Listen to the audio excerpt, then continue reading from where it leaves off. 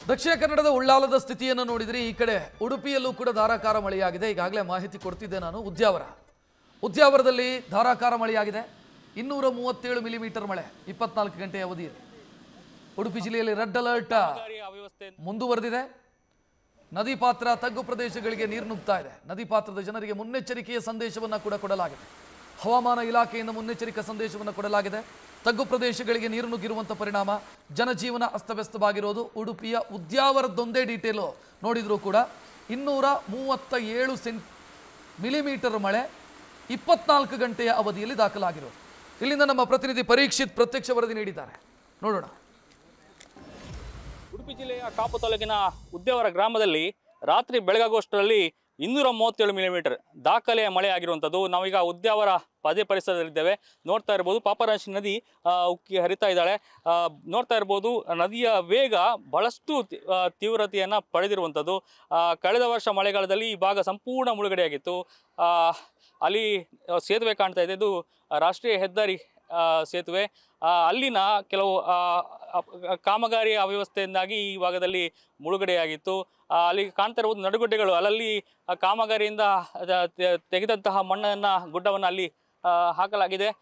ಅಲ್ಲಿ ನಡುಗಡ್ಡೆಯಾಗಿದೆ. ಅಲ್ಲಿ ಸುತ್ತಮುತ್ತ ಕಾಣ್ತಾ ಇರುವಂಥ ಮನೆ ಏನಿದೆ ಅದು ಸಂಪೂರ್ಣವಾಗಿ ಕಳೆದ ವರ್ಷ ಮುಳುಗಡೆಯಾಗಿತ್ತು. ಈಗ ಭಾಗಶಃ ಮುಳುಗಡೆಯಾಗುವಂಥ ಸ್ಥಿತಿ ಇರುವಂಥದ್ದು. ಅಲ್ಲಿ ಸಂಪೂರ್ಣ ಅತಂತ್ರವಾಗಿರುವಂಥದ್ದು. ಸುಮಾರು 20-25 ಮನೆಗಳಿದೆ ಅಲ್ಲಿ.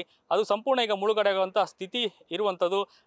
ಆತಂಕದ ಕರಿ ಛಾಯೆ ಈಗ ಅಲ್ಲಿ ಮೂಡಿದೆ. ಒಂದು ಕಡೆ ಕಾರಮೋಡ ಇದ್ದರೆ ಅಲ್ಲಿ ಆತಂಕದ ಕರಿ ಛಾಯೆ ಅಲ್ಲಿ ಇರುವಂಥದ್ದು. ನಿರಂತರ ಮಳೆ ಆಗ್ತಾ ಇದೆ. ರೆಡ್ ಅಲರ್ಟ್ ಕೂಡ ಘೋಷಣೆ ಆಗಿರುವಂಥದ್ದು. ಸದ್ಯ ಶಾಲೆಗಳಿಗೆ ಅಂಗನವಾಡಿ ಹಾಗೂ ಪ್ರಾಥಮಿಕ ಹಾಗೂ ಪ್ರೌಢಶಾಲೆಗಳಿಗೆ ರಜೆಯನ್ನು ಘೋಷಣೆ ಮಾಡಲಾಗಿದೆ. ಸದ್ಯ ಈ ಭಾಗದಲ್ಲಿ ಆತಂಕದ ವಾತಾವರಣ ಇರುವಂಥದ್ದು. ಈ ಭಾಗ ನೋಡ್ತಾ ಇರ್ಬೋದು ಈ ಭಾಗದಲ್ಲಿ ವಿಭುದೇಶ ನಗರ, ಇದು ಕೂಡ ಇಲ್ಲಿ ಕಳೆದ ವರ್ಷ ಮಳೆಗಾಲದಲ್ಲಿ ಮುಳುಗಡೆಯಾಗಿತ್ತು. ಇಲ್ಲಿ ನೋಡ್ತಾ ಇರ್ಬೋದು ಏನು ಮಠದ ಕುದ್ರು ಅನ್ನುವಂಥ ಪ್ರದೇಶ ಇದೆ. ಸುತ್ತ ನದಿಯಿಂದ ಆವೃತವಾಗಿರುವಂತಹ ಪ್ರದೇಶ ಇದು.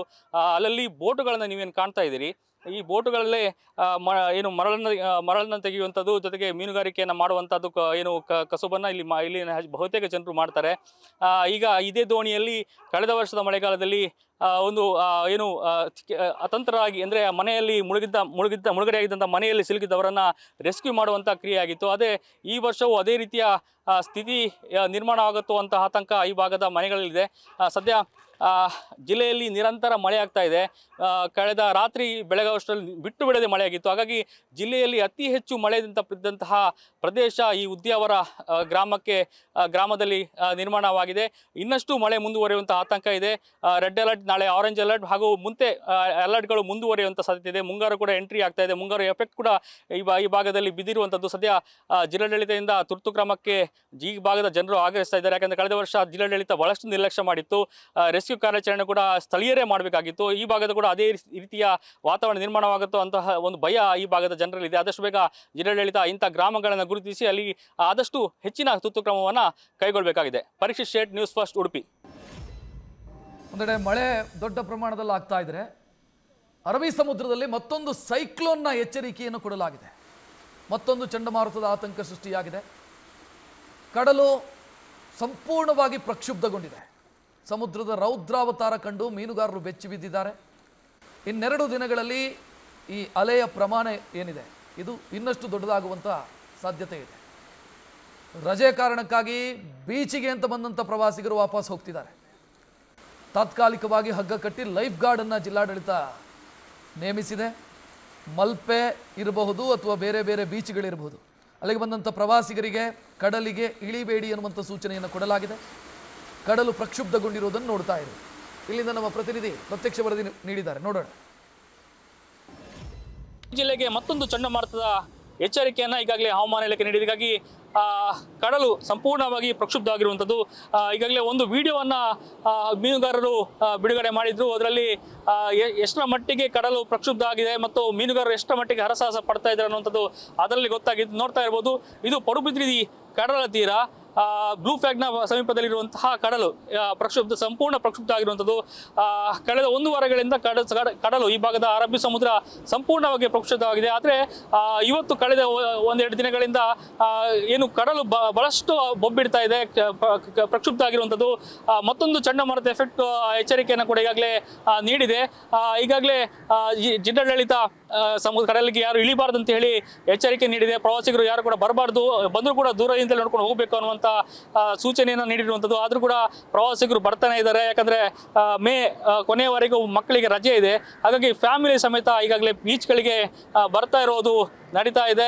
ಒಂದು ರೀತಿಯ ಸಾಂಕೇತಿಕವಾಗಿ ಒಂದು ಹಗ್ಗವನ್ನು ಕಟ್ಟಿದ್ದಾರೆ ತಡೆಯ ರೀತಿಯಲ್ಲಿ. ಯಾರು ಕೂಡ ಈ ಹಗ್ಗವನ್ನು ದಾಟಿ ಮುಂದೆ ಬರಬಾರ್ದು ಅನ್ನೋ ನಿಟ್ಟಿನಲ್ಲಿ ಒಂದು ಎಚ್ಚರಿಕೆ ನೀಡಿದೆ. ಜೊತೆಗೆ ಒಂದಷ್ಟು ಹೋಮ್ ಗಾರ್ಡ್ಗಳನ್ನು ಕೂಡ ಅಲ್ಲಲ್ಲಿ ನಿಯೋಜನೆ ಮಾಡಿರುವಂಥದ್ದು. ಬೆಳ್ಳಣಿಕೆ ಹೋಮ್ ಗಾರ್ಡ್ಗಳು ಆದರೂ ಸಾಲಲ್ಲ ಇದು ಅನ್ನುವಂತಹ ಮಾತು ಈ ಭಾಗದ ಸ್ಥಳೀಯ ನಿವಾಸಿಗಳದು.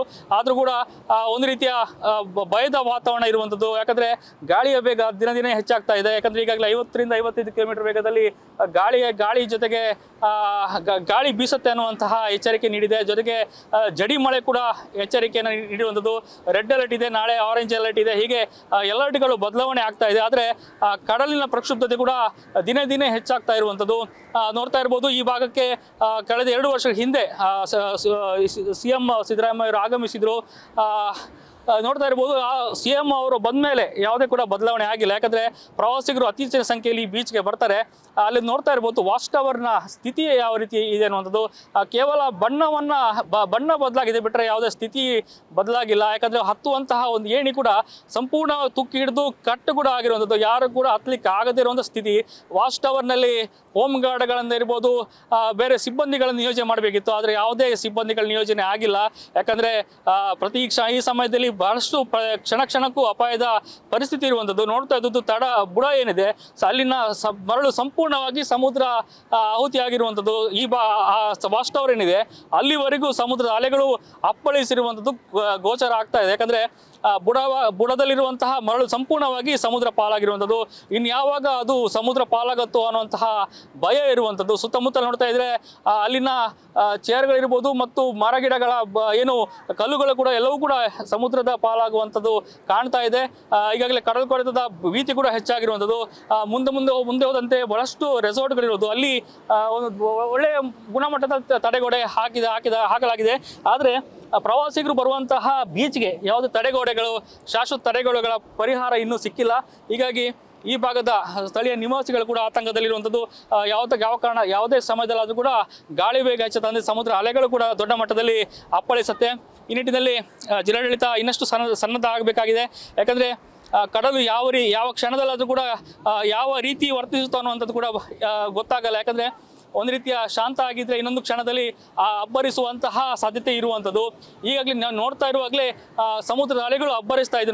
ನೋಡ್ತಾ ಇರಬೇಕಾದ್ರೆ ಬಹಳಷ್ಟು ಭಯದ ವಾತಾವರಣ ಈ ಭಾಗದಲ್ಲಿ ಇರುವಂಥದ್ದು. ಈ ಭಾಗ ಕೇವಲ ಇದಂತಲ್ಲ, ಮರವಂತೆ ಇರ್ಬೋದು, ಮಲ್ಪೆ ಇರ್ಬೋದು, ಪಡುಕೆರೆ ಇರ್ಬೋದು, ಜೊತೆಗೆ ಈ ಪಡುಬಿದಿರೆ ಇರ್ಬೋದು, ಕಾಪು ಭಾಗದಲ್ಲಿ ಕೂಡ ಕಡಲು ಬಹಳಷ್ಟು ಸಂಪೂರ್ಣವಾಗಿ ಪ್ರಕ್ಷುಬ್ಧ ಆಗಿರುವಂಥದ್ದು.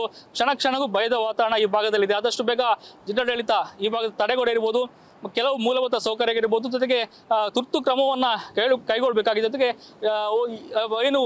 ಎಕ್ಸ್ಪರ್ಟ್ ಆಗಿರುವಂಥ ಈಜುಪಟುಗಳನ್ನು ಕೂಡ ಇಲ್ಲಿ ನಿಯೋಜನೆ ಮಾಡುವಂತಹ ಅನಿವಾರ್ಯ ಇದೆ. ಜೊತೆಗೆ ರೆಸ್ಕ್ಯೂ ಟೀಮ್ಗಳನ್ನು ಕೂಡ ಎಲ್ಲ ಬೀಚ್ಗಳ ಭಾಗಗಳಲ್ಲಿ ನಿಯೋಜನೆ ಮಾಡಬೇಕು. ಮುಖ್ಯವಾಗಿ ಎಲ್ಲ ರೀತಿಯ ಭಯದ ವಾತಾವರಣ ತಡೆಯಬೇಕಾದ್ರೆ ಜಿಲ್ಲಾಡಳಿತ ತುರ್ತು ಕ್ರಮವನ್ನು ಆದಷ್ಟು ಬೇಗ ಕ್ರಮ ತೆಗೆದುಕೊಳ್ಬೇಕಾಗಿದೆ. ಪರೀಕ್ಷೆ state news first Udupi. News first ನಿರ್ಭೀತಿಯಿಂದ ನಿಮ್ಮ ಪರವಾಗಿ.